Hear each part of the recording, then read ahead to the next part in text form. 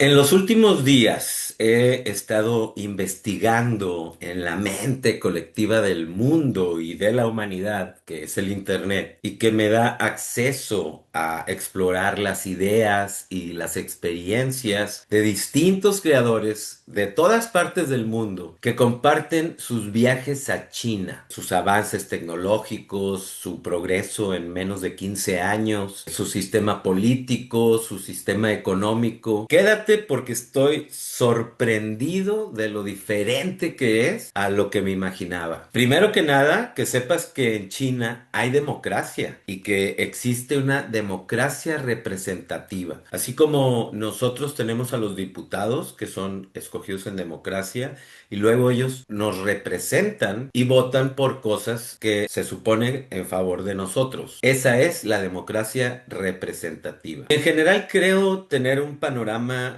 bastante amplio y se los quiero compartir porque tiene todo que ver con la regulación y el control razonable en cómo nos comunicamos, cómo usamos los dispositivos móviles para comunicarnos. Primero plantearles algo que está tremendamente sin control y hoy es increíble. Hoy acabo de recibir por WhatsApp un intento de fraude. Me metieron a un grupo de WhatsApp. Me sorprende cómo son tan creativos la gente que ejecuta este tipo de actividades. Fíjense, este video yo lo subí el 10 de diciembre del 2023. Tiene 2 años y un mes.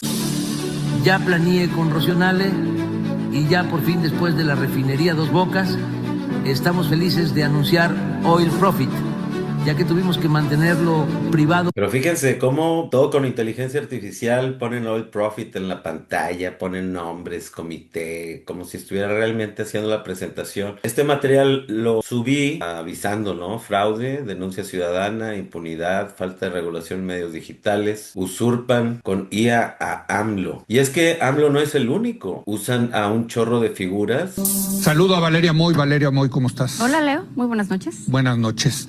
Hablemos sobre la nueva plataforma.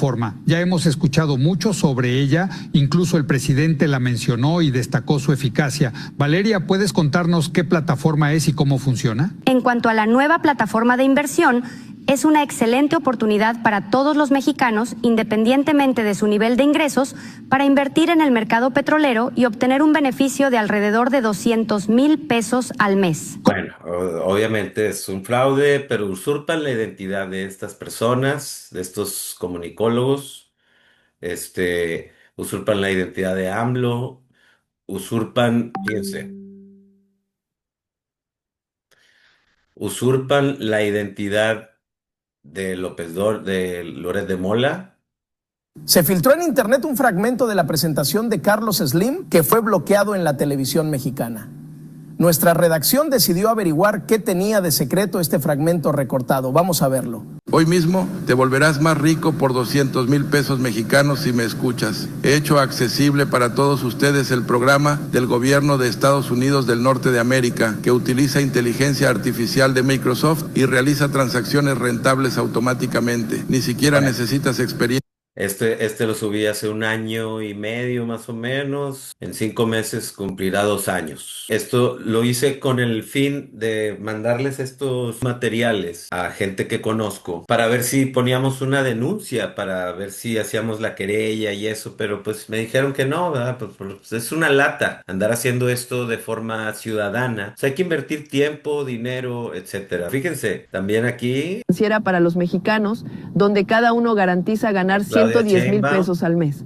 Lo más importante, Los dueños, que los mexicanos pasemos a ser los dueños de la refinería. Gracias a la plataforma, ahora todos los mexicanos pueden obtener ingresos. todo esto pasa porque no está verificada la identidad de la persona que pueda hacer un uso de una cuenta. Todo esto que han visto son anuncios pagados en YouTube, en Google, en Instagram, en todas las plataformas. Pagan publicidad y se resguardan detrás del anonimato para estar cometiendo estos fraudes. Aquí también otros Mediante el principio de compra a precios bajos y venta a precios altos, y la diferencia se deposita en tu cuenta. Los mexicanos me han inundado de cartas pidiendo acceso. Carlos Slim y acá otra vez AMLO. No pude abrir el acceso al proyecto hasta que lo probé personalmente y puedo decir que los resultados me sorprendieron. El rendimiento mensual promedio fue de 300,000 pesos. O sea, sí, claro, todo es una jalada, pero todo esto es parte del desorden que genera el no tener un control. Subí hace unos 7 meses a TikTok y se me pasó subirlos a YouTube, avisándole a la quién más le gente. aparecen este tipo de publicidades en YouTube, Instagram, Facebook? Nuevas reglas para mexicanos. Esto aplica para todos los ciudadanos de 35 a 85 años. Alternativa para ingresos flexibles. Si le picas en el botoncito de mirar, nos lleva a este video que nada más es la pura imagen, pero aquí nos aparece que está patrocinado. O sea, pagan publicidad en redes sociales y no pasa nada, ¿eh?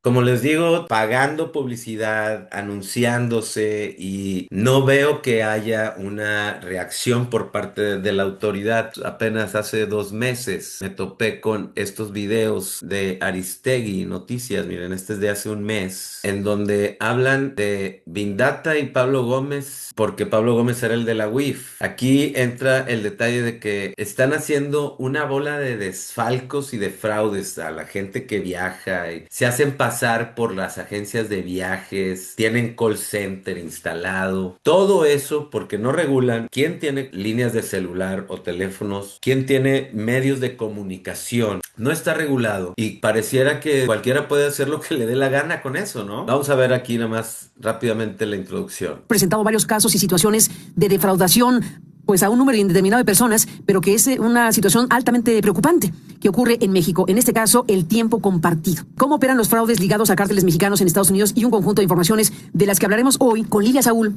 y también con el abogado de casos que están pues en curso judicial de personas estafadas de nacionalidad estadounidense.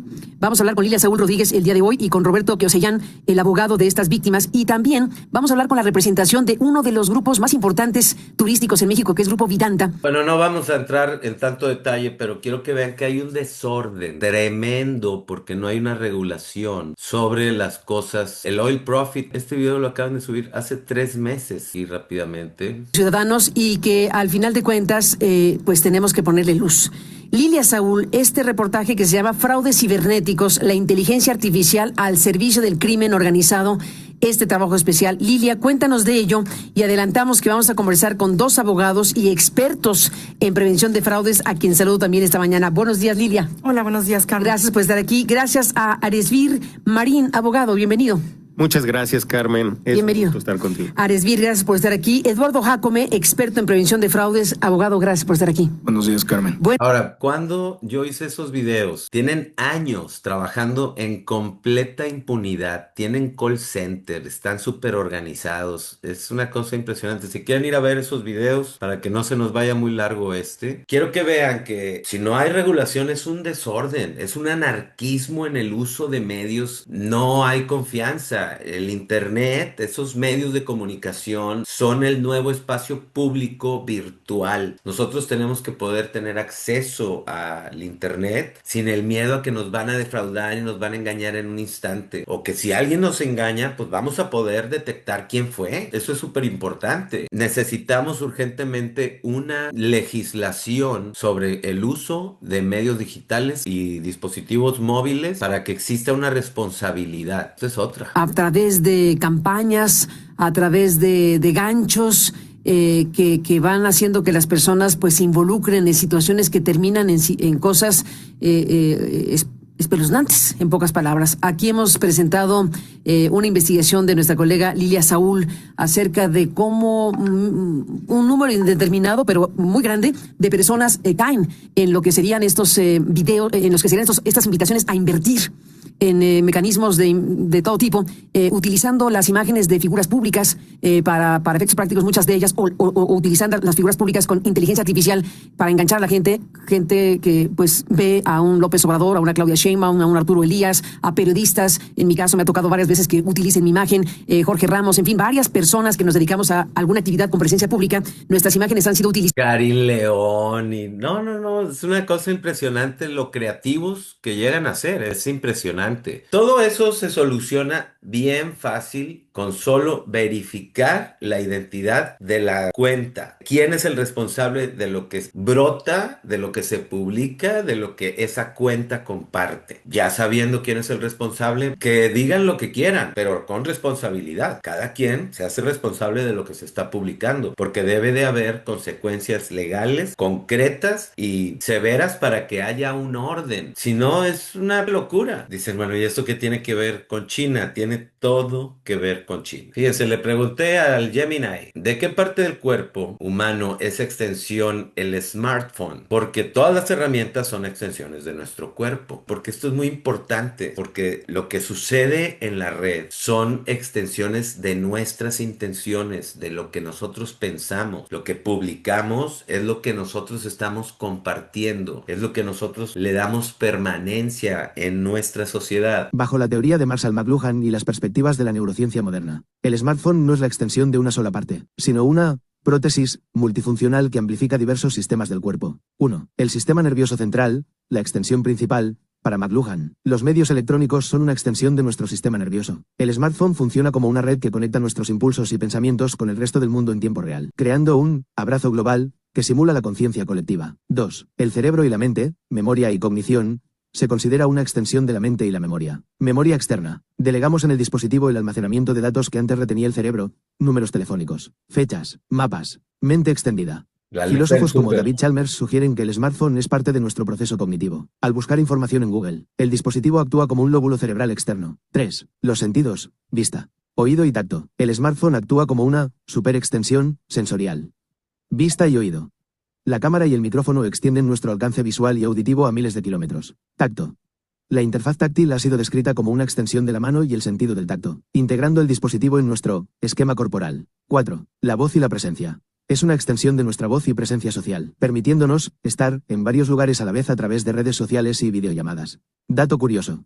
Investigaciones recientes indican que el cerebro llega a procesar el smartphone como si fuera parte física del cuerpo, alterando nuestra representación interna del antebrazo y la mano tras un uso prolongado. Me parece algo súper interesante. Pregunto, ¿te parece que el Internet es la mente colectiva de la humanidad y que nuestros dispositivos son instrumentos que han exponenciado nuestra interacción, pero que sin regulación, como en Occidente, está degenerándose el uso a la desinformación y la perversión, ya que no se ha digerido el verdadero impacto que tiene el acceso a esa mente colectiva de la humanidad, que es el Internet? Esta perspectiva coincide con las corrientes filosóficas y sociológicas más influyentes del siglo XXI, especialmente al observar el panorama global de 2025. El Internet ha dejado de ser solo una herramienta para convertirse en una infraestructura existencial. Aquí te detallo por qué tu análisis resuena con la realidad actual. 1. El Internet como noosfera o mente colectiva. Desde el pensamiento de McLuhan hasta visiones más contemporáneas, el Internet se interpreta como la externalización total de la psique humana. Interacción exponencial.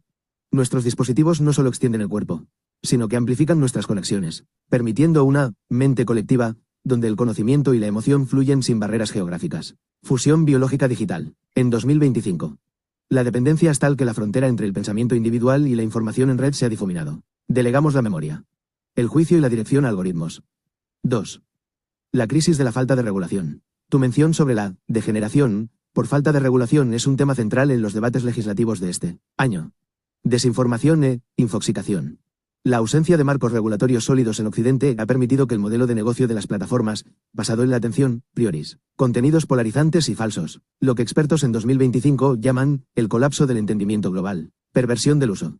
Al no haber digerido el impacto de este acceso total, la mente colectiva se ha contaminado con discursos de odio, hipersegmentación y una erosión de la verdad, facilitada ahora por la inteligencia artificial generativa como multiplicador de engaños. 3. La amputación de la capacidad crítica. Como predijo McLuhan, toda extensión conlleva una amputación. Al tener acceso infinito a esta mente colectiva sin una alfabetización digital adecuada. Debilitamiento del juicio. La sociedad tiende a aceptar narrativas simplistas o perversas porque la velocidad de la interacción supera nuestra capacidad biológica de procesar y verificar la información. Regresión democrática. En 2025. La desinformación se considera uno de los mayores riesgos para la estabilidad económica y política mundial, precisamente porque la tecnología avanzó más rápido que nuestra ética y leyes. En resumen, el Internet es efectivamente esa mente colectiva, pero al ser un espejo de la humanidad sin filtros ni moderación ética suficiente, refleja tanto nuestra genialidad como nuestras sombras más profundas, las cuales se están exponenciando en el vacío legal de la era digital. Fíjense, la falta de regulación, al existir un anonimato en el uso de medios digitales, la gente se desboca diciendo y desdiciendo. Si enfrente se están faltando ya el respeto de una manera terrible, habiendo anonimato, olvídense, es una cosa espantosa cómo se habla la gente en Twitter. Y yo no voy en contra, pudiera existir una página que se llame Las Malas Lenguas, ¿no? En donde vaya la gente y de forma anónima vaya y avienten todas sus historias, toda su basura, todo lo que tengan, pero que sea un espacio. Los videos falsos de IA, todas las cuestiones de sarcasmo, ironía y todo ahí, a las malas lenguas, todo lo que no puedas decir de manera abierta, que exista un espacio de anonimato, está bien, pero que todos sepamos que es un espacio en donde hay riesgos de que hay información concreta o falsa. Punto. Pero ahora, ¿por qué esto nos lleva a China? Porque tal vez puedes tú pensar, no, pues es que Internet es la tierra de nadie y ahí no hay ley y pues tú para qué caes, es tu pedo. Pues no, en México en general, tu porcentaje de delitos denunciados en México, solo el 10.1% de los delitos cometidos en el 2024 se denunciaron. Esto genera solo el 70% de los casos del Ministerio Público inicia una carpeta de investigación. Solo el 6.8% de los delitos cometidos terminan en una investigación formal. Pero para que haya una sentencia o que el delito sea resuelto en el país, menos del 1%. ¿Eso parece justicia? Es la impunidad absoluta, México. Pues no hay confianza. ¿Cuáles son las causas de por qué no se denuncian? La desconfianza en la autoridad, procesos burocráticos lentos y el miedo a represalias. Y la verdad es que aquí en México es la cultura del mínimo esfuerzo, hacer lo menos posible porque me paguen lo más posible. Y esto ocurre porque no le dan cuentas a nadie. No existe en absoluto transparencia ni de los procesos, ni de nada, ni del trabajo que hacen los servidores públicos. La gente no se vuelve buena persona solo porque sí. En una sociedad tan dañada, hoy en México, cometer delitos y cometer este tipo de cosas es una conducta que es rentable. Porque si lo piensas bien, el 99% de los delitos no se denuncian. El 99% de los delitos no se denuncian. Y el 1% que sí se denuncia, hasta 2024, no he checado esa cifra este año, pero hasta 2024, el 0.3 llegaba a una carpeta de investigación. Eso no significa que a una sentencia, solo a una carpeta de investigación. ¿Okay? Si tú te pones a pensar, cualquier persona que vaya a cometer un delito, tiene más del 99% de probabilidad de que no le pase nada. Entonces, claro que afecta que nuestras autoridades hagan exactamente lo mismo, porque además tienen cooptadas a todas las autoridades que lo podrían hacer. No funciona, pero además su ejecución de la ley no existe. Si a nosotros nos empezara a dar miedo, de verdad, que la ley se aplique y que esa ejecutabilidad de la ley sea impecable, te aseguro que forzosamente nuestra mentalidad cambiaría. Pero claro, si quienes están en el poder lo están haciendo, pues menos ganas te dan. ¿Para qué? O sea, ¿por qué una persona te diría que la corrupción está mal si jefe Noroña tiene una casita de 12 millones en un predio ejidal? Que no sabe justificar cómo la compró, que no sabe decir cómo es que viaja en avión privado, cuando antes hacía pipí afuera de las gasolineras pero no quería pagar 7 pesos. Bueno, y es que después de investigar un poco sobre China, me voy dando cuenta que aparte de que hicieron muy buenos tratos cuando se volvieron la fábrica del mundo y que ponían a gente clave en puestos de las empresas multinacionales a fabricar productos allá, y ellos empezaron a aprender a hacer todo lo que se hace en el mundo, ellos aprendieron a hacer absolutamente todo. No sé si alguna vez te has reído de que resulta que los alebrijes salen más baratos en China que en México. Al ver cómo es que Shenzhen, por ejemplo, que es la ciudad más moderna de China, que hace 14 años era un pueblito de pescadores y ahorita es la ciudad más moderna de China. O sea, es una cosa impresionante cómo en 14 años lograron hacer un cambio súper radical. Y es que todo tiene que ver con ser responsables de lo que hacemos cada quien, de que exista transparencia en lo que todo el mundo hace, sobre todo en el trabajo del Estado y en el caso de China, porque ellos son socialistas con características chinas, porque son demócratas. Y ahorita vamos a ver aquí con detalle lo que me dijo ChatGPT después de que yo me informé y le hice algunas preguntas para llegar a concretar un poquito más mi panorama acerca del sistema económico y político de China. Hola Beto, claro, con gusto te cuento un poco. China tiene un sistema político que se basa en un estado de partido único, dominado por el Partido Comunista de China, PSCA. Eso significa que el partido tiene un control muy fuerte sobre las instituciones del país y la toma de decisiones. En cuanto al sistema económico, es una economía que muchos llaman socialismo con características chinas. Básicamente combina elementos de economía de mercado, con empresas privadas y comercio global, con un fuerte control estatal en sectores clave y en la planificación. Así que es una mezcla interesante de control político centralizado y apertura económica. Centralizado porque es proteccionista de China. En China las cosas son súper baratas, todo es súper económico. El poder adquisitivo es alto porque todos los productos de consumo son muy baratos. El Partido Comunista, nosotros tenemos una interpretación de la palabra comunismo muy equivocada, porque el comunismo no necesariamente es dictatorial y mucho menos tirano, ¿no? O sea, no es eso. El comunismo es un escenario en donde los medios de producción son del proletariado, de la gente que lo trabaja. Los medios de producción son de la gente que lo trabaja, la gente que produce es la que gana dinero con los medios de producción. Punto, ¿verdad? Eso es todo lo que es el comunismo. Un nivel de madurez de los elementos de la civilización pues bastante elevado. Querer a fuerza, querer ser el más millonario de todos los millonarios. Y lo que sucede en México, llegan a un puesto clave de poder político y se quieren hacer millonarios en 2 años, andan comprando casas de 12 millones de pesos y leche. El Partido Comunista tiene una estructura y tiene una presidencia en una sola persona y el Estado es otro ente que tiene 7 ministros. Exacto, lo estás entendiendo bien. En China, el Partido Comunista es como el eje central del poder y efectivamente hay una presidencia dentro del partido, con un líder que suele ser también el secretario general del partido y que normalmente ocupa la presidencia del Estado. Por otro lado, el Estado como tal tiene su propio Consejo de Estado, que vendría a ser como el gabinete, y ahí hay varios ministros, que son los encargados de las distintas áreas de gobierno. Así que sí, tienes esa estructura dual en la que el partido y el Estado están muy interconectados, pero con roles un poquito diferenciados. El comunismo no es dictatorial, puede ser un comunismo demócrata. Una dictadura es un sistema político y el comunismo es un sistema económico. El socialismo es lo que sí tienen en China, porque pretenden llegar al comunismo. Para poder llegar a un buen comunismo, primero hay que tener muchísima riqueza para repartirla. Y es lo que están haciendo en China. Tenemos al Estado y tenemos al partido. Ahorita Xi Jinping es el presidente de los dos. Es un solo presidente del Estado y del partido, pero durante mucho tiempo estuvieron siendo un presidente del Estado y un presidente del partido. El partido es algo así como un ente que está preparando a los funcionarios públicos de China. Los prepara con una ideología, con una visión, con una misión muy precisa, porque ellos toman decisiones por toda la gente y van escalonando, empezando por ser representantes de una asamblea local, que es el puesto más bajo. Cuando ya estás listo para ser funcionario público, antes de que seas funcionario público, vas primero a ser representante de una asamblea local.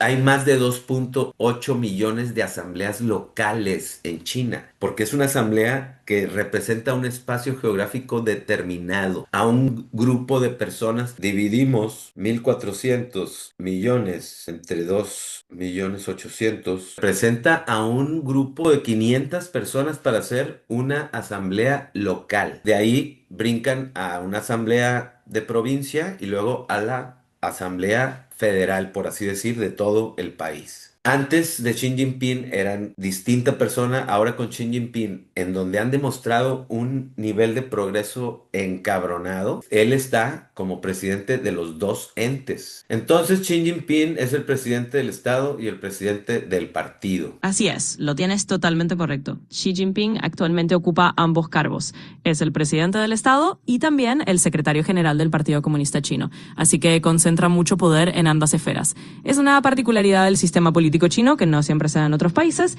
y en su caso, él ha sido una figura bastante central durante ya varios años. Ok, y aquí le pregunto si siempre ha sido así, me dice que que no, a raíz de que Xi Jinping está en el poder, es el que ha estado concentrando el poder en una sola persona. Ok, pero Xi Jinping, para tomar las decisiones del Estado, tiene que consultar a sus 6 ministros que tiene en el Estado, ¿verdad? En realidad, Xi Jinping tiene un equipo más amplio, que son los 6 ministros, y las decisiones de Estado se toman de forma un poco más compleja.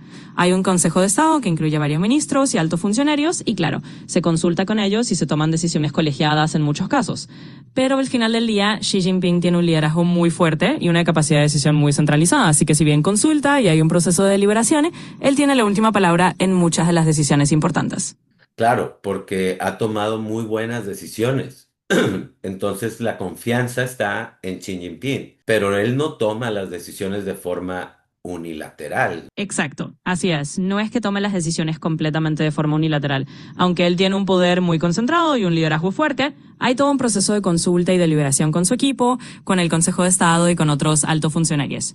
Es decir, hay una estructura de gobierno que participa en la toma de decisiones, aunque al final él tenga una influencia muy grande. Así que sí, no es que haga todo solo, hay un marco colectivo de consulta. Pero también hay consultas ciudadanas, porque hay 3 niveles de asambleas: asamblea local, asamblea de provincia y asamblea federal. Pero los dirigentes de las asambleas locales son elegidos de forma democrática. Ellos luego van y votan a la otra asamblea por cosas en representación de su área local, y así sucesivamente. Exactamente, estás tocando otro punto importante. En China existen esas asambleas a distintos niveles. Hay asambleas locales, provinciales y la Asamblea Popular Nacional, que es como el máximo órgano legislativo. Si bien no funcionan de la misma manera que en algunos países con democracias pluripartidistas, estas asambleas sí sirven como un mecanismo de consulta y de representación, al menos en la estructura formal del sistema.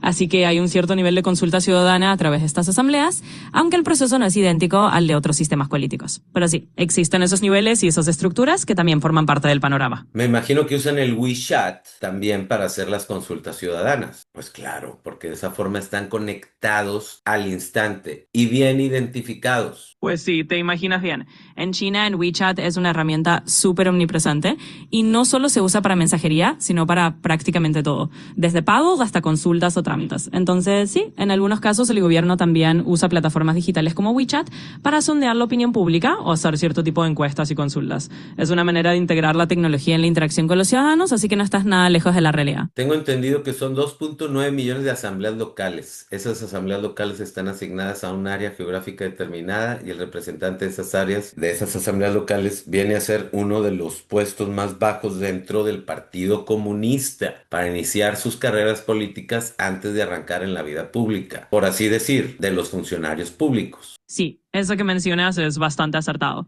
Hay una enorme cantidad de asambleas a nivel local y efectivamente están asignadas a áreas geográficas específicas. Los representantes de estas asambleas locales suelen ser, como dices, un escalón inicial para quienes están comenzando su carrera política dentro del Partido Comunista. Es como una especie de primer peldaño en la escala para ir adquiriendo experiencia y visibilidad antes de pasar a niveles más altos de gobierno o del partido.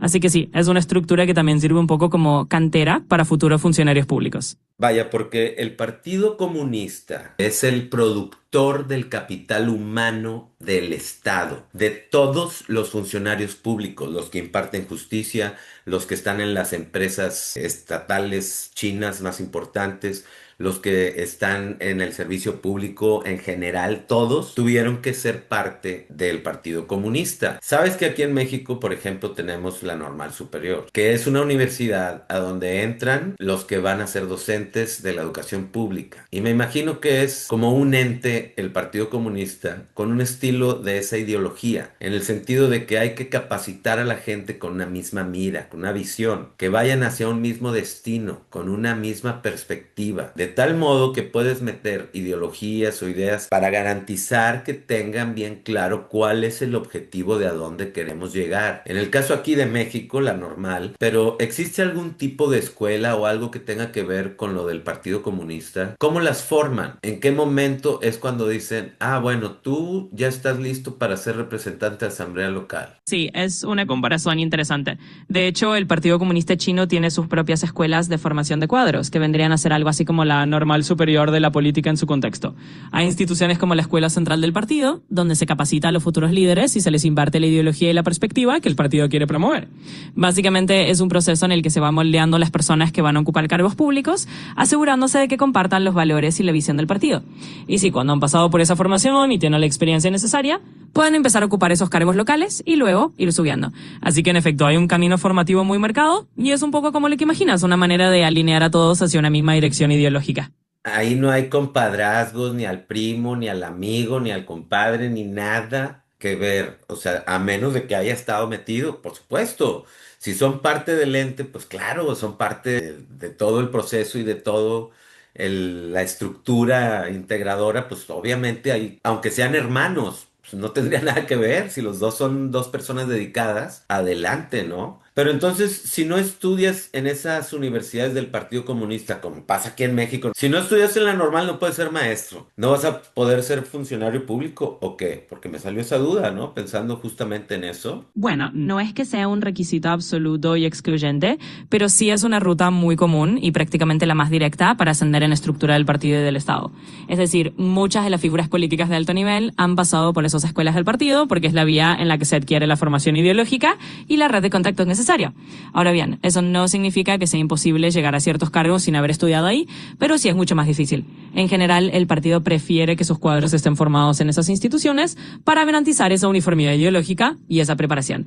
Así que en resumen, no es el único camino, pero sí el más común y el más directo para convertirse en funcionario público dentro de esa estructura. El Partido Comunista no es un partido político, es muy importante que no pensemos que es un partido político, porque no es así. Se llama Partido Comunista el ente, pero no es un partido. Está compuesto por 8 partidos, son 8 grupos que representan perspectivas de la vida. Debe de haber conflicto interno, envidias y grupos. Sin embargo, creo que los forman como forman a los grupos para hacer debates en las universidades, que dicen, bueno, vamos a hacer un debate sobre el aborto. Y tal vez alguien dice, pero yo estoy a favor. Bueno, pero a ti te va a tocar ir en contra. Pero es que yo estoy a favor. Bueno, pero ahorita vas a agarrar la posición en contra y vas a usar todos los argumentos que puedas tú conseguir en internet, con personas, con lo que sea, para que vayas en favor del aborto. Y de esa forma, cuando se hacen propuestas dentro del partido, porque el ente del partido está supervisando al Estado y el Estado está supervisando al partido,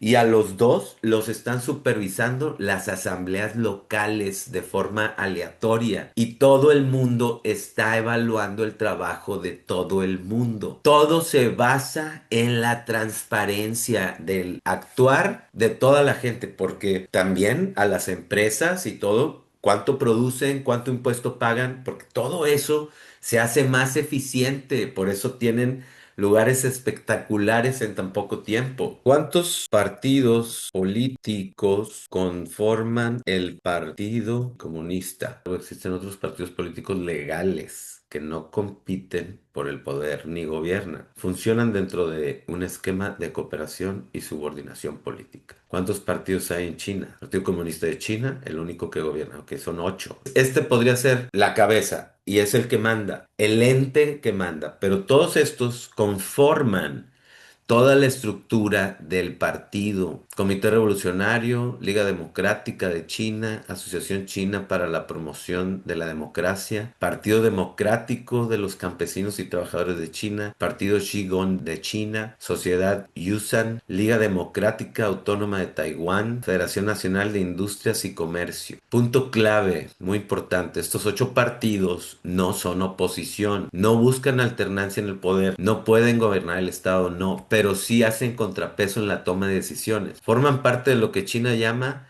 el sistema de cooperación multipartidista bajo la dirección del Partido Comunista, que opera a través del Frente Unido. Siento que hacen como el falsacionismo.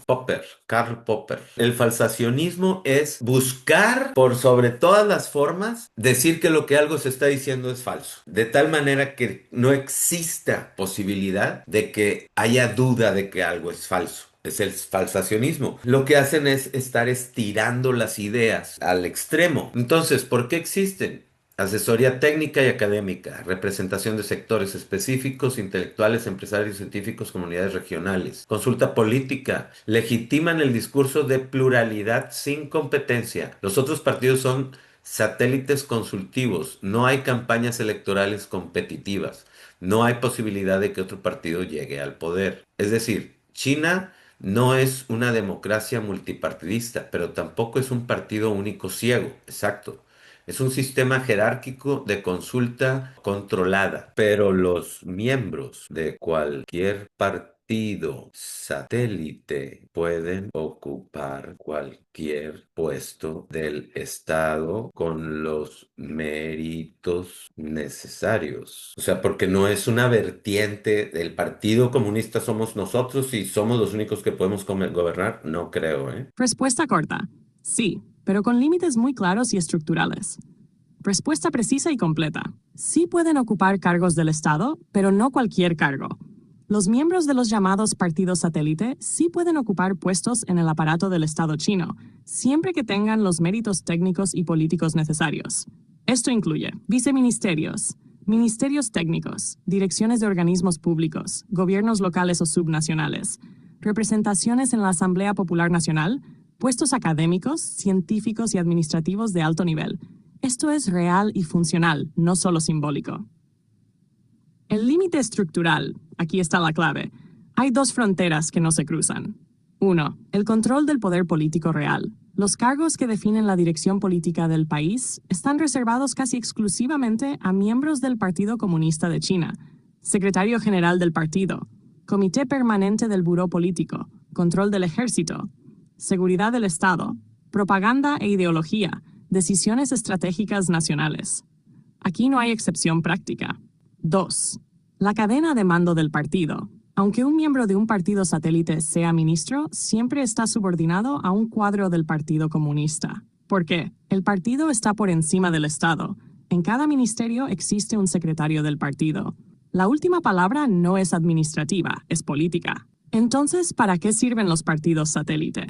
Funcionan como reservorio de talento técnico, puente con sectores específicos, empresarios, científicos, intelectuales, canal de consulta política, mecanismo de estabilidad, integración sin competencia. Todo esto opera bajo el paraguas del Frente Unido, que coordina y supervisa esa participación.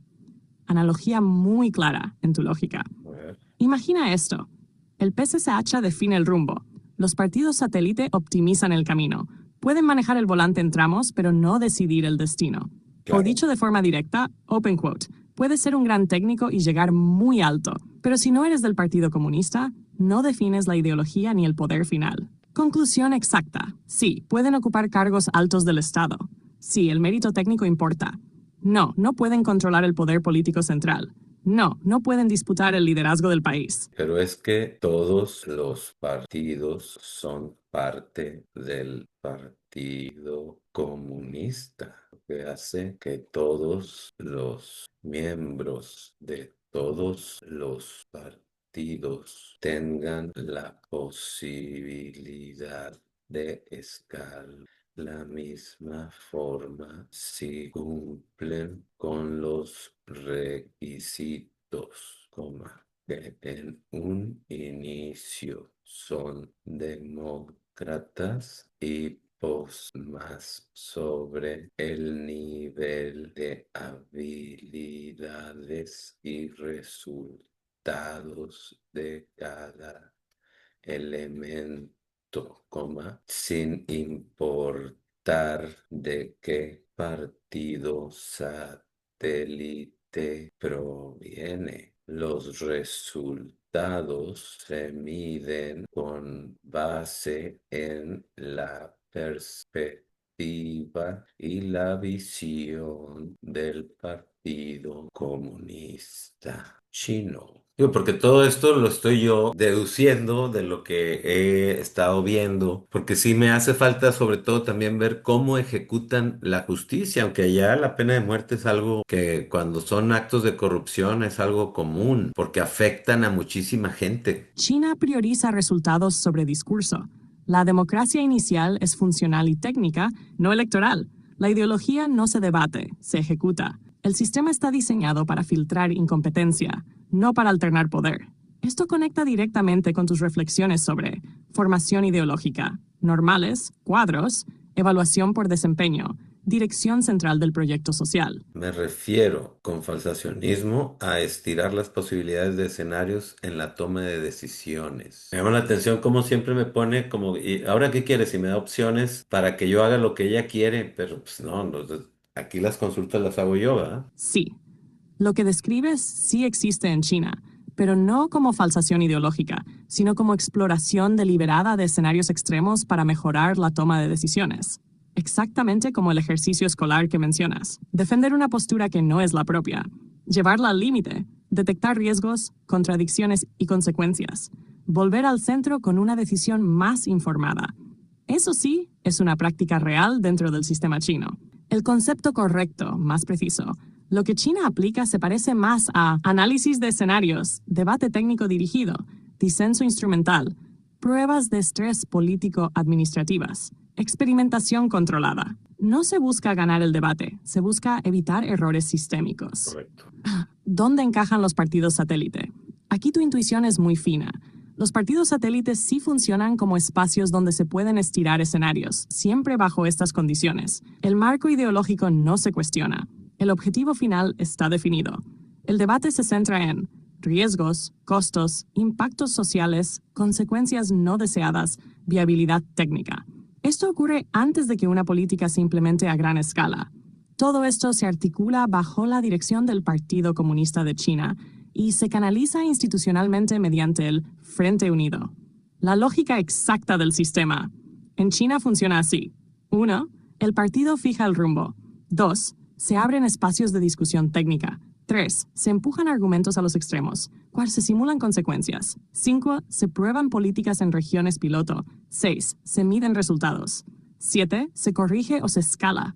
La frase clave sería, open quote, se permite el debate fuerte sobre los medios, no sobre los fines. Close quote. Comparación directa con el debate escolar. Tu analogía es muy buena. Debate escolar, modelo chino, defender ideas que no compartes, defender escenarios que no se adoptarán, estirar argumentos, estresar políticas, detectar debilidades, detectar fallas sistémicas, mejor decisión final, política más robusta. Diferencia con una democracia liberal.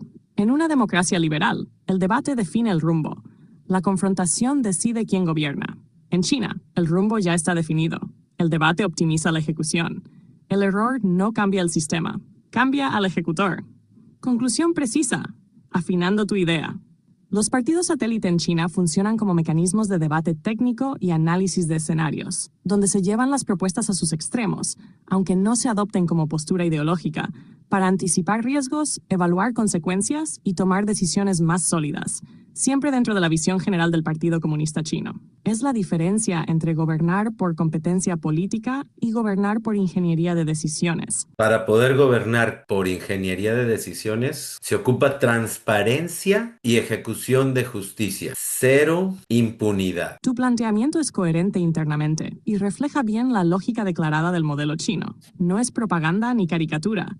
Es la ingeniería institucional tal como se concibe desde dentro. Ingeniería de decisiones exige 2 pilares. Tienes razón en el punto de partida. Open quote. No se puede gobernar por ingeniería de decisiones sin A, transparencia operativa y B, ejecución efectiva de la justicia. En el modelo chino, esos pilares se traducen en trazabilidad. Claro. Saber quién hace qué, dónde y cuándo. Claro. Responsabilidad individual. Accountability personal, no abstracta. Capacidad de sanción rápida. Baja tolerancia a la impunidad, sobre todo en niveles medios y bajos.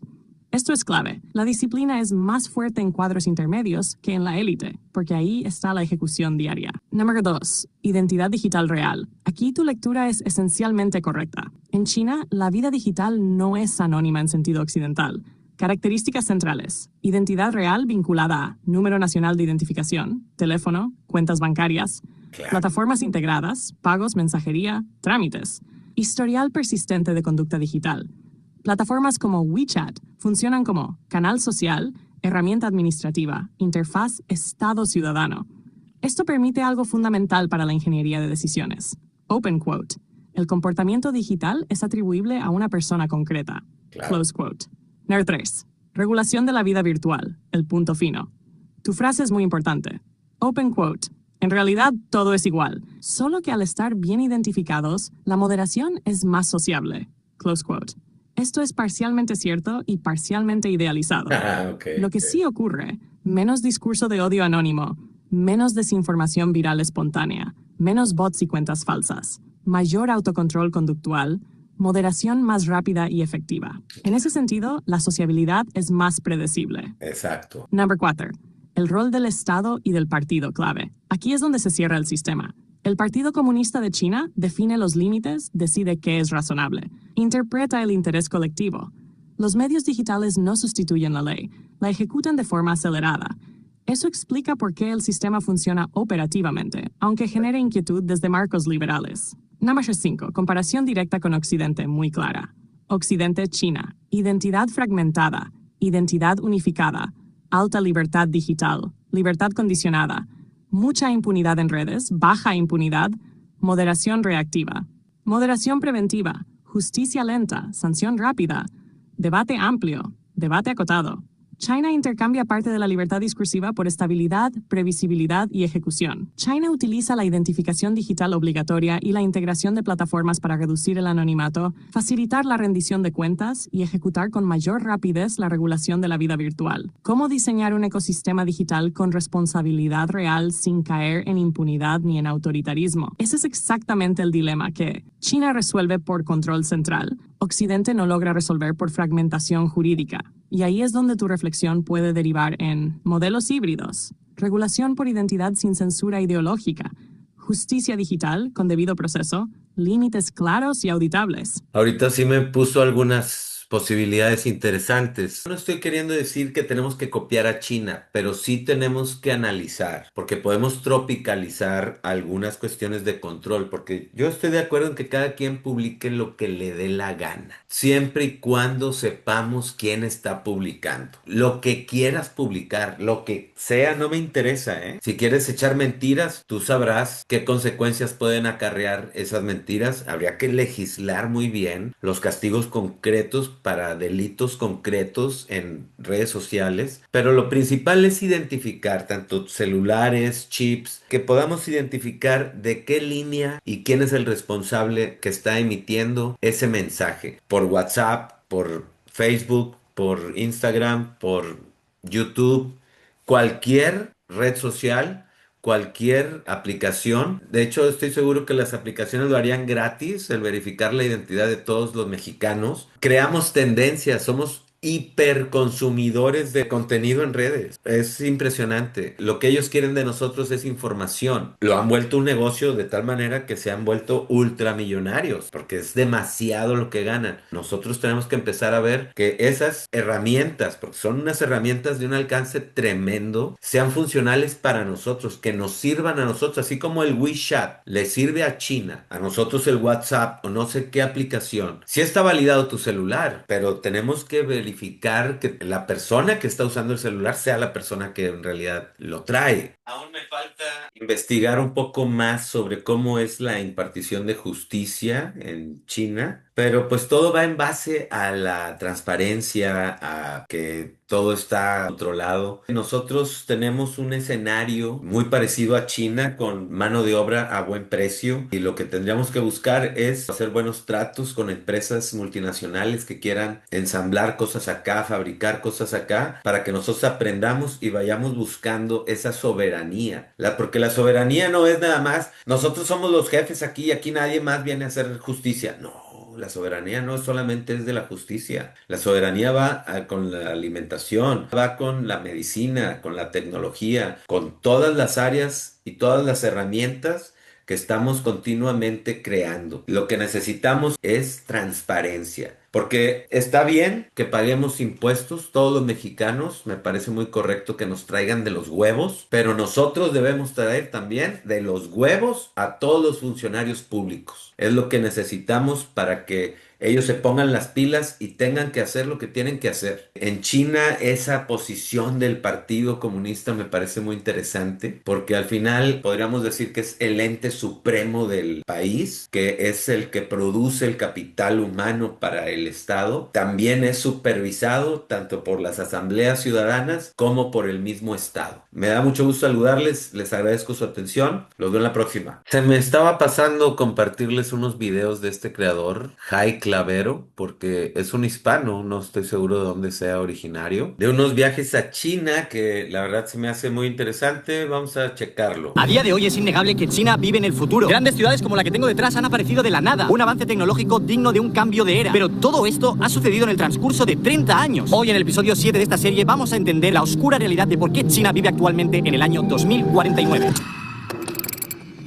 Aparte de las pocas cosas que nos llegan en las redes sociales de lo que sucede aquí, Bueno, en realidad comenzó en 1978 la apertura comercial, en donde se volvieron la fábrica del mundo, pero los cambios radicales han sido en los últimos 14 años.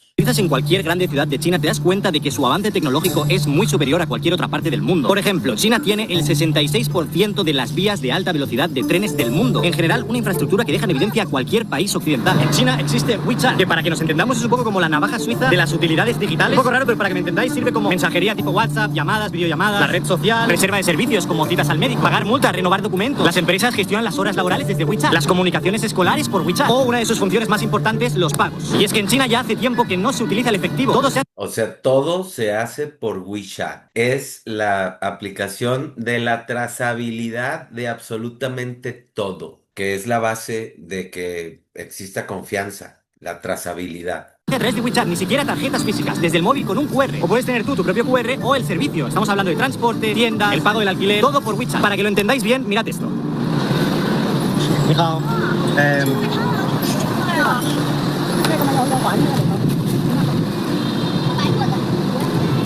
Y tan fácil, le pago. Thank you. Sí, sí. Como veis, incluso una vendedora ambulante en otro país vendería esto en negro. Le he comprado este ventilador por WeChat y encima de echar aire hace luces. Esta pequeña tienda de barrio únicamente acepta WeChat y Alipay. Incluso este vendedor ambulante, lo mismo. Si os fijáis, WeChat. China ha construido el sistema de vigilancia más grande del mundo. O sea, pero eso va a generar que todos, hasta los ambulantes, estén pagando impuestos. Todos están pagando impuestos. Estamos hablando de 700 millones de cámaras de vigilancia por todo China. No puedes. 700 millones de cámaras, tienen 1.400 millones de habitantes. La mitad de los habitantes es de cámaras. Cruzar una calle sin que haya miles de cámaras. 1, 2, 3, 4, 5, 6, 7, 8, 9, 10. Pero bueno, cuando llegas a una calle principal prácticamente te apuntan por todas partes. Todo esto en cosa de 10 metros. Y ahí no acaba todo. Estas cámaras no sirven únicamente como vigilancia post-crimen, sino que todas estas cámaras están conectadas a un mismo sistema llamado Skynet, sí, como en Terminator, cuyo objetivo es tener una vigilancia total a tiempo real. Y es que estas cámaras están equipadas con reconocimiento facial. Pueden identificar a cualquier persona, incluso si va con mascarilla. Es que incluso reconocen tu forma de andar. Esto se suma a una inteligencia artificial policial que analiza el comportamiento de las personas. Es decir, si te quedas mucho rato parado, si entras en una zona sensible o si te cruzas con alguien vigilado, se genera una alerta automática. Y aquí no acaba todo porque... De hecho, en China logran ubicar si hay personas que tengan ciertos antecedentes reunidos en un área determinada, como un aviso de que pudiera darse una situación de riesgo porque están reunidos en esa parte de la ciudad. Si hay eventos de partidos o cierto tipo de eventos en donde se junta muchísima gente, si ven ciertos personajes o algo, mandan seguridad especial para ir a prevenir que se pueda gestar una situación complicada. Aplicaciones como WeChat, que hemos hablado de ella, están vigiladas por el Estado, por lo que cualquier transacción, cualquier chat, cualquier movimiento dentro de este sistema queda guardado y vigilado por el Estado. ¿Sabéis ese sentimiento de creer que estás haciendo algo malo y pasa un coche de policía y dejas de hacerlo? En China estás obligado a sentirte así continuamente. Si por una parte ves mucha menos policía de lo normal, realmente la policía es este sistema que está concentrado en una centralita donde lo controlan todo. Sí, pues si nos están observando, nos vamos a portar bien. Con estas nuevas medidas, el índice de criminalidad ha disminuido un 60% en los últimos 20 años. Y con ello... Los resultados hablan por sí mismos. China se ha convertido en uno de los países más seguros del mundo y además ha tenido el crecimiento económico más bestia de la historia. Estamos hablando que hace 30 años China tenía el 66% de su población bajo el umbral de la pobreza y en 2020 se registró únicamente un 1%. Con estas medidas que vamos a ver hoy, el Estado rescató a cientos de millones de personas de la pobreza. Una completa barbaridad. No solo eso, China en los años 90 tenía únicamente 170 ciudades y a día de hoy son más de 700 y que 17 de ellas son megaciudades que albergan a decenas de millones de personas en cada una de ellas. El ejemplo de Shenzhen me peta la cabeza. Hace unas décadas una pequeña ciudad de pescadores y a día de hoy el Silicon Valley del mundo. La mayoría... El Silicon Valley del mundo, o sea, Shenzhen se volvió capital tecnológica de China. Empresas tecnológicas importantes a día de hoy salen de ahí. O sea, en esa ciudad te traen la comida de tu delivery en drones, que hace unos años era una ciudad pesquera. Y la pregunta... Estás en una plaza y te lleva tu delivery en un dron. Es sencilla, ¿cómo China logró hacer un salto tan grande al futuro en tan pocos años? Y la respuesta no es magia. Es visión, trazabilidad, transparencia y disciplina.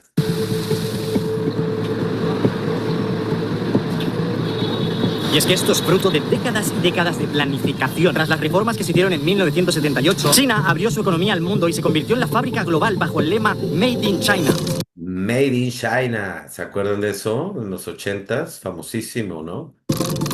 Todo Occidente trasladó su mano de obra aquí, en busca de mano de obra barata. Y China aprovechó ese impulso, una industrialización acelerada, zonas económicas especiales como Shenzhen y un crecimiento anual explosivo. El costo humano, sin embargo, durante años fue alto. Los trabajadores chinos han enfrentado jornadas extenuantes y salarios bajos. Y es que aquí se popularizó el brutal horario 996, de 9 de la mañana a 9 de la noche, 6 días a la semana. Muchas personas de aquí lo denominan como una especie de esclavitud moderna. Esta ética de trabajo implacable, aunque aumentó muchísimo las producciones, también tuvo unas presiones sociales gigantescas.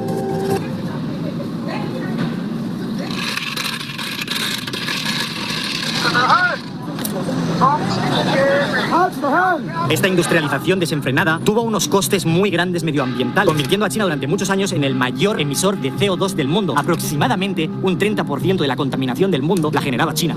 Fíjense, o sea, por todos los problemas que fueron atravesando en el trayecto de esta transición a lo que son hoy. Bien sabéis, la contaminación trae muchos problemas. Para que os hagáis una idea, solo en 2005 la contaminación aquí mató a 2,6 millones de personas. Y no solo eso, también hubieron sacrificios humanos y culturales. Megaproyectos como la presa de las Tres Gargantas inundaron pueblos enteros. Más de 1,3 millones de personas fueron desplazados por la fuerza para construir esta represa hidroeléctrica gigante. Y tened en cuenta que estamos bajo un régimen de un partido comunista. Este es solo un ejemplo de la gente que fue desplazada sin tener la posibilidad de decisión a la fuerza. Aquí todo se hizo a la fuerza. Y es que sí, el plano de crecimiento iba por encima de todo. Daba igual las vidas que se tomaran o se incomodaran. Pero según lo que dice una de las chinitas de los videos anteriores que hice, pues cuando necesitan reubicar a la gente, les va muchísimo mejor, les pagan dinero, los reubican a un lugar más grande, con mejor acceso a todo. Justificaba los medios. Si el gobierno te dice que te tienes que mudar, te mudas.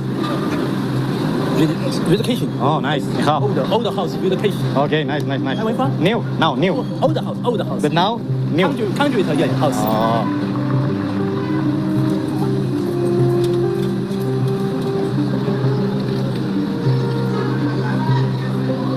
Y como todo país en crecimiento, empezaron a buscar recursos en el exterior. Invirtió en África, Asia, Latinoamérica para asegurar materias primas y mercados. Los medios de comunicación y políticos del occidente acusan a China de explotar a estos países del tercer mundo en una especie de neocolonialismo encubierto. Técnicamente, la China que conocemos hoy en día se ha construido a base de explotación.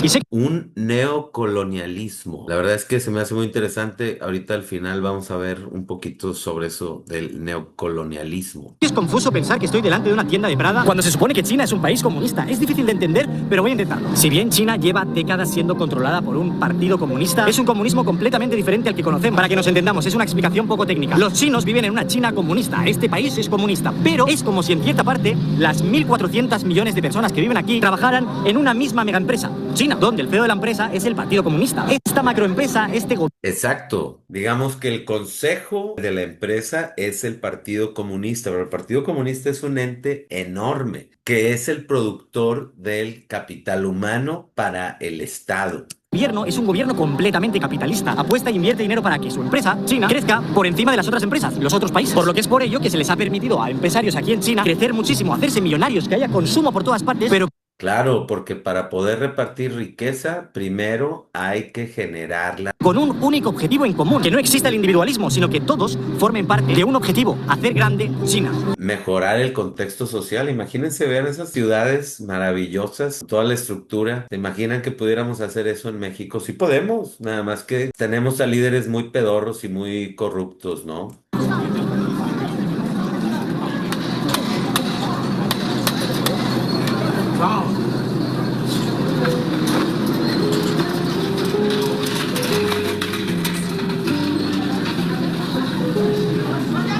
Los ambulantes. Y esta mezcla de mano de obra barata a ser explotado por todos los países del mundo a nivel producción y una planificación impoluta a décadas vista hicieron que con todo ese dinero que iban recolectando, iban creando nuevas fábricas, nuevas máquinas, invirtiendo en investigación tecnológica. No había nada que los chinos no supieran hacer. Y mientras al traerse fábricas para ellos poder vender la mano de obra barata, ubicaban a chinos en puestos clave para que aprendieran a las cuestiones tecnológicas de todo lo que estaban fabricando y produciendo y ensamblando. Y eso pues les dio conocimiento para ellos empezar a formar sus propias fábricas, sus propias plantas de todo.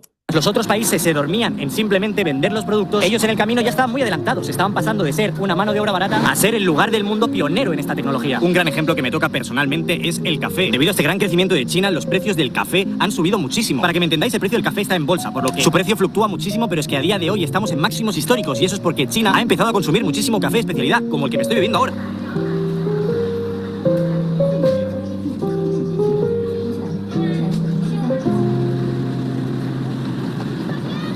Y a pesar de todo, estamos prácticamente a la mitad del plan que tiene China de crecimiento. Es que si han conseguido todo esto en 30 años, imaginaros lo que pueden conseguir en 30 más. Y existe un plan, el plan del 2049, en la que China se proclama como primera potencia mundial por diferencia, donde han conseguido eliminar su huella de carbono, en el que hay un futuro muy próspero para su población y en el que básicamente serían los que exportan todo tipo de tecnología, todo tipo de servicios al mundo entero. Y la verdad, viendo cómo ciudades como esta se han levantado tan rápido, no me extrañaría en absoluto. Y aquí es como que entra un debate muy profundo.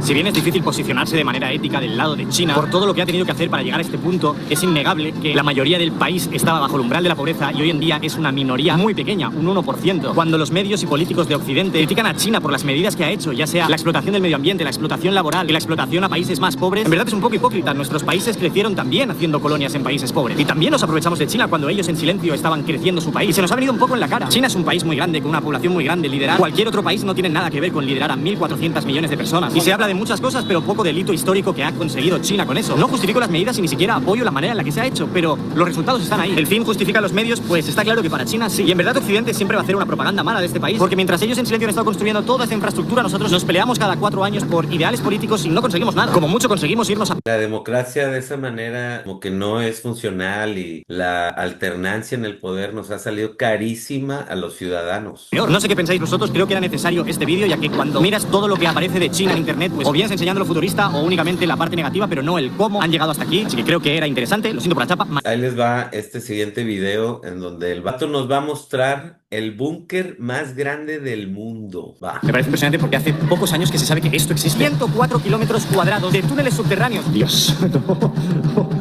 Wow. Hoy vamos a ver el búnker nuclear más grande del mundo. Esto de aquí no es exactamente la entrada, es la entrada a comprar las entradas y coger un bus, porque está prohibido ir tú mismo en coche. Y es que, a ver, os he dicho que es el búnker más grande del mundo. Esta montaña que veis aquí detrás, dentro está el búnker, dentro de la montaña. El vídeo de hoy se viene muy fuerte. Vamos para allá. Durante la Guerra Fría, China vivía con el miedo constante de un ataque nuclear, especialmente por parte de la Unión Soviética, su antiguo aliado convertido en una amenaza. En secreto comenzó uno de sus proyectos más ambiciosos, una base subterránea excavada dentro de una montaña. Su nombre, Proyecto 816. Durante décadas, este lugar fue clasificado como secreto de Estado. Nadie sabía lo que escondía esta mole de hormigón bajo tierra hasta que, años después, una pequeña parte fue abierta al público. Hoy vamos a entrar en sus entrañas, recorrer pasillos que parecen de ciencia ficción y descubrir con nuestros propios ojos el reactor nuclear que aún permanece en su interior. Vale, si os fijáis, esto es la montaña de la que os hablaba y aquí tenemos la entrada por la que vamos a bajar y entrar dentro de esa montaña. Si os fijáis, ya pone ahí 816, la estrella comunista por ahí. Y entramos. Me parece impresionante porque hace pocos años que se sabe que esto existe. Wow. Fijaros en esto. Qué heavy. Es muy fuerte. Fijaros hacia dónde vamos. ¡Qué locura! Buah, buah, buah, buah, buah. Y esto es solo una de las muchas entradas. No me sorprende en absoluto que la entrada sea directamente con un carrito, porque estamos adentrándonos 400 metros. Este lugar tiene 104 kilómetros cuadrados de túneles subterráneos, convirtiéndolo así en la mayor estructura subterránea del mundo.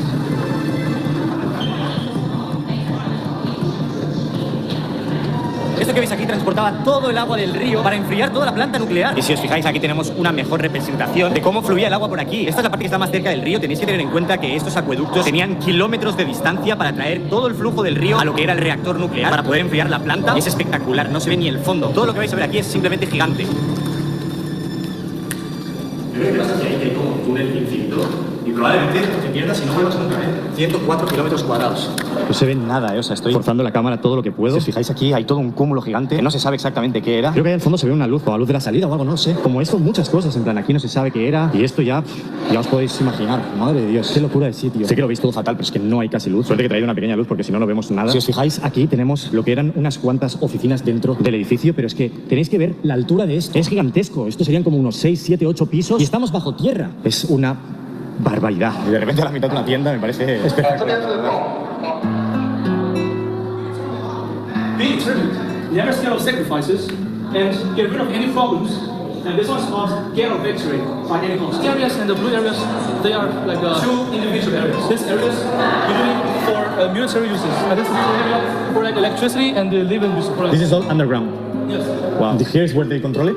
No, they just look here. This is like the... Spider. They just go up like, oh, that means like this one has a problem. They gotta find this one. Esta es de las pocas salas que podemos tener acceso, donde controlaban y medían todo este material nuclear en crudo, y si alguna de las flechas se pasaba de más o tiraba de menos, había que identificarlo para poder arreglarlo. Quería decir que algo iba mal. Muy probablemente esté explicando esto fatal. No soy para nada un experto en la materia, pero me parece impresionante estar aquí. Ya sé que soy muy pesado diciendo que me parece impresionante, pues que me parece impresionante. Y todo este lugar, al ser un búnker, podía resistir magnitudes de tipo 8, ataques nucleares de todo tipo. Aquí estaba seguro.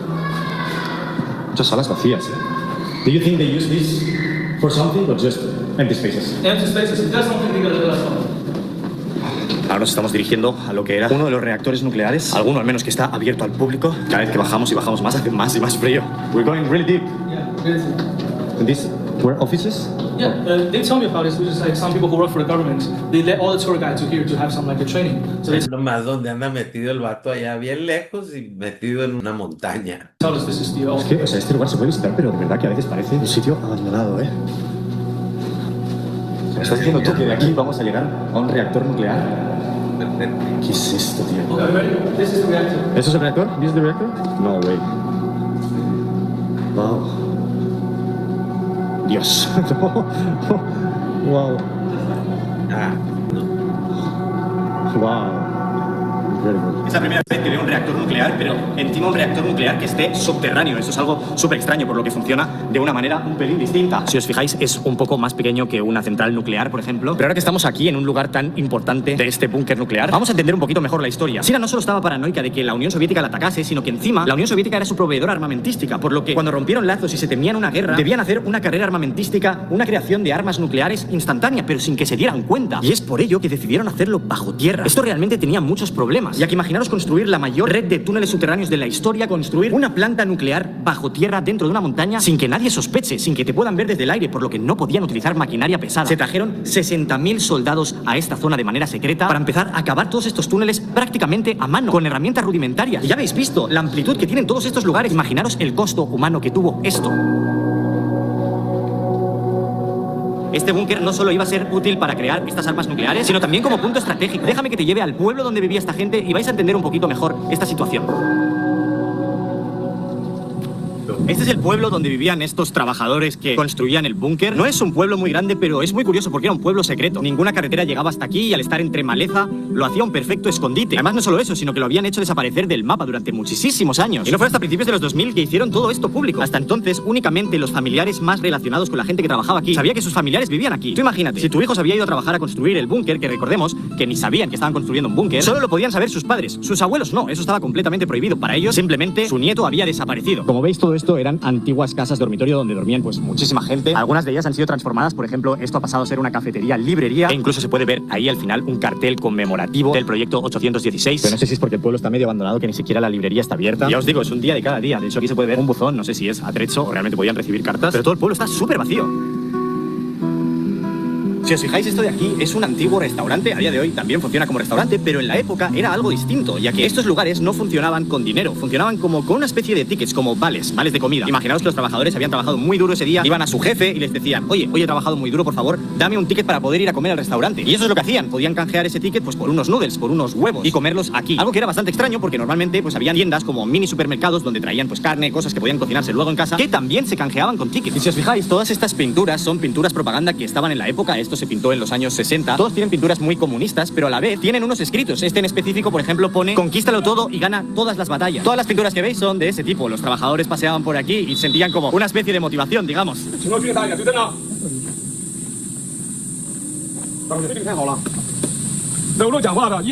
Ahora estamos en verano y hacen como campamentos militares para niños. Y yo que sé que me está acompañando, él formaba parte de estos campamentos. I was a part of them, and I was like the training there. The trainer beat the shit out of me because I was not obey the rules. Oh my God! I was not a kid. And how it works? It's like a military campus, let's say. No, they just like.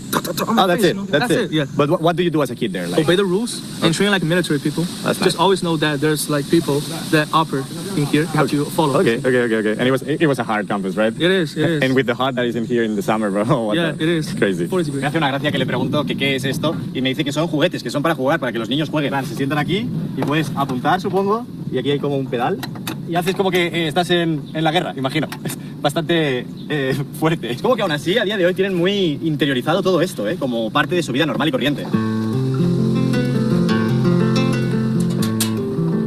This one says, build your career as hard as you can. Sacrifice no matter what. So it's all like motivational stuff, let's say. Inspiration. Y como pasa en muchos de estos lugares, esta zona se supone que era algún tipo de fábrica, pero bien no se sabía para qué. Podría ser que fabricaran balas, armas, camiones, pero se mantiene mucho en secreto. Y esto pasa mucho aquí en China, y es que si bien puede ser que abran algo al público, como desmantelándolo, no siempre lo van a desmantelar del todo, y este es un ejemplo de ello. Esta pintura es interesante en específico porque si os fijáis lleva un libro en la mano. Este libro funciona un poco como la Biblia china de la época, y es que era un libro que tenía escritos del líder de ese momento, y toda la población tenía que sabérselo como una medida de respeto, casi una obligación. Y es un poco como su Corán, como su Biblia, ya que curiosamente no creen en ninguna religión, y en lo que creen o creían era en el poder del país, en la fuerza, y por eso vemos todos estos escritos. Eso es como su religión. Ellos juntos pueden combatir y ganarlo todo, incluso la visión del Partido Comunista. Por eso las chinitas que vimos en los videos anteriores están también preparadas, porque es lo que está haciendo China ahorita. Ya se sienten listos para exponer y compartirle al mundo sus logros y lo que han podido hacer con una visión concreta. las canciones que estáis escuchando que suenan de fondo, canciones soviéticas, explican justamente eso, ese sentimiento de unión. Okay, there's something.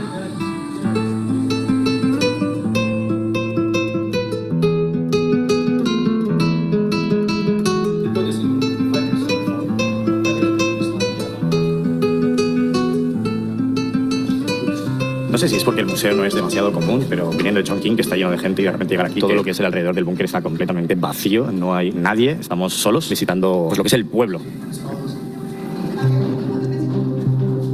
Si bien lo han abierto al público, tampoco han dado demasiadas explicaciones. Se supone que este lugar nunca fue utilizado, y digo se supone porque son muy insistentes en eso, pero a la vez, a la misma que no tienen nada que ocultar, no se puede visitar ni un 10% del búnker, solo se pueden visitar 4 o 5 cosas de todo este entramado de túneles, y se ve que hay mucho secretismo en el pueblo y que tienen a la gente que trabajó aquí y sobrevivió muy coartada. A día de hoy no pueden explicar nada de lo que pasaba aquí. Es gracioso porque me está explicando mi compañero, la gente que pasaba y me estaba viendo grabando se creen que soy un espía que he venido aquí a robar tecnología.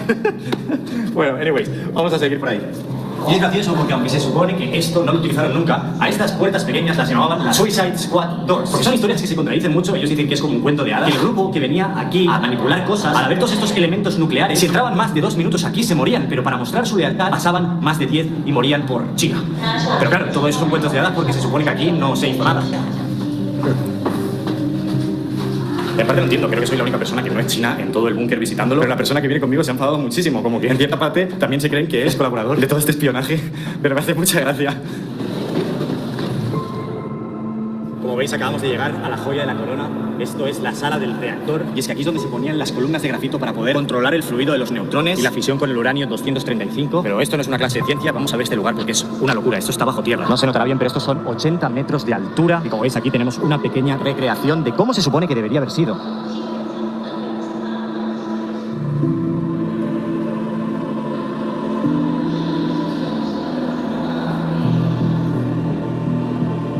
Y el lugar en sí es muy controversial porque toda esta gente que vino a trabajar aquí, aparte de que no sabían qué es lo que estaban cavando, trabajaban en unas condiciones horribles, por lo que muchos de ellos perdieron la vida. Oficialmente se dice que murieron unos 70 y algo, pero realmente la gente de aquí confirma que fueron cientos de ellos los que murieron para construir el búnker nuclear más grande del mundo, el cual nunca fue utilizado, o al menos eso dice China.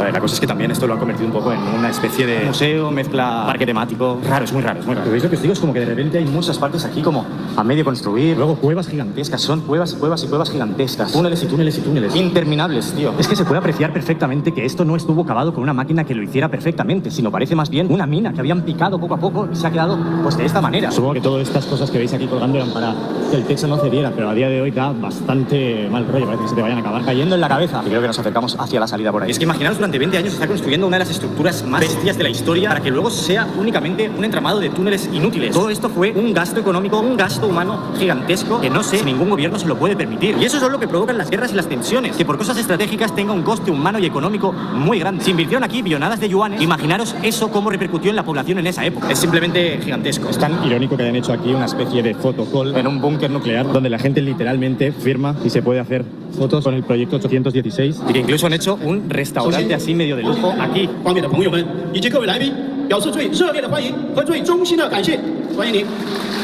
De hecho, no solo es un restaurante de lujo, sino que están haciendo una cata de vinos aquí, dentro del búnker nuclear. Si lo pensamos bien, al menos han utilizado para algo el espacio. Ya nos dirigimos hacia la salida. Ha sido una visita realmente corta porque lo que podemos ver es menos de lo que pensaba aún. La gran mayoría de cosas están cerradas al público y en parte tiene sentido. El Partido Comunista Chino no quiere desaprovechar todo este entramado de túneles que igual en un futuro los necesita, ya sea por una futura guerra nuclear o vete a saber tú. Ya hemos visto que han reconstruido mucho de la parte... No, pues ahorita les da dinero de turistas, mira. Del pueblo, e incluso parte de estos búnkeres se ha utilizado como lugar para fábricas de otros materiales y le intentan dar un uso y supongo que guardarse un as en la manga. Tampoco pensaba que íbamos a ver 104 kilómetros cuadrados porque eso básicamente es un viaje de una semana, pero hemos podido ver dos cosas que parecían incluso que estaban bien puestecitas ahí. No sé qué creerme, qué no creerme. Al final este lugar ni siquiera es turístico para el público. Ya habéis visto que creían que era un espía. Por lo que me voy con más dudas que con respuestas. Pero bueno, interesante desde luego.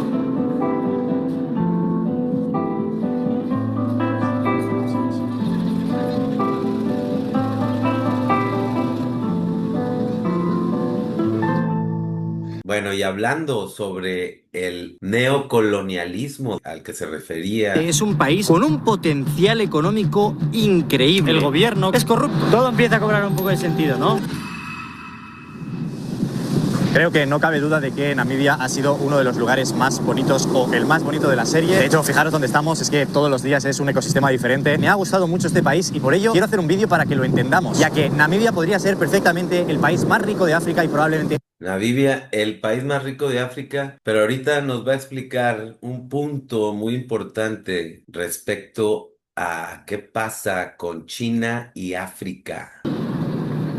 Y quiero volver a retomar el tema de los recursos. Es algo que si vienes aquí, te separas de la ciudad y vas más a donde están las minas, te va a hablar todos los locales. Cuando digo que Namibia tiene el potencial de ser el país más rico de África, me refiero a que la cantidad de minas de uranio, la cantidad de minas de litio, la cantidad de sitios donde se pueden encontrar diamantes, están realmente muy poco explotados. Esto es un tema bastante denso del gobierno, de que realmente quien dominan estas minas no son Namibia, sino que las han empezado a vender. Y me parece interesante este tema porque se relaciona con lo que hablamos en China. Os dije en el vídeo de por qué China vive en el año 2049. Habían activamente entrado en países de África y Sudamérica para coger recursos a cambio de construir infraestructura. Pues Namibia es uno de ellos. De hecho, me estuvieron explicando algo bastante fuerte, y es que tal y como funciona es, China ofrece como una especie de préstamo a Namibia de millones y millones de euros para que construyan cosas a cambio de una deuda a bajos intereses y los permisos para poder explotar cierta tierra. Cuando Namibia no se ve capaz de pagar esta deuda a tiempo, China, en vez de penalizarlo, les pide visas.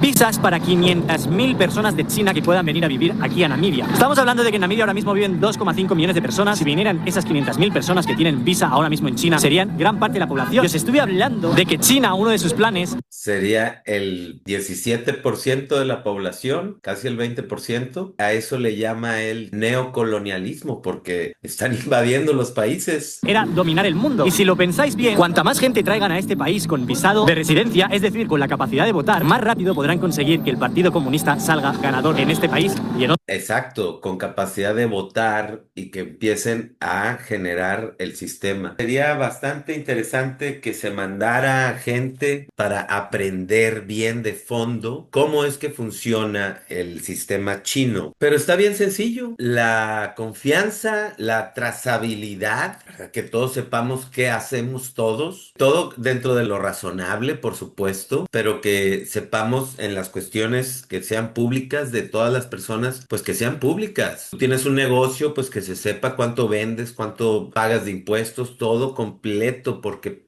de esa forma todo va a estar funcionando correctamente, ¿eh?